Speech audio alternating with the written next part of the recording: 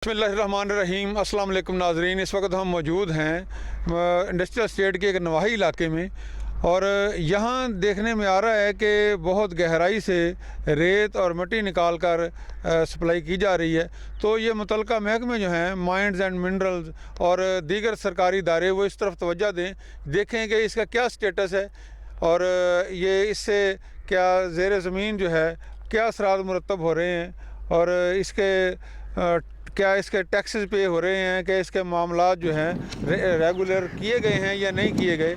इसके तमाम चीज़ों को जायज़ा लेने की ज़रूरत है, क्योंकि ये बहुत बड़े एरिए से यहाँ से निकाली जा रही है मिट्टी और रेत, और ये इससे कोई किसी किस्म का कोई नुकसान नहीं होना चाहिए इलाके को। और कटाव जो है ये पैदा हो रहा है जो करीबी आबादियों के लिए और फसलों के लिए, ये ठीक नहीं है कि इतना ज़ेर ज़मीन पानी जाएगा और क्या मामलात होंगे।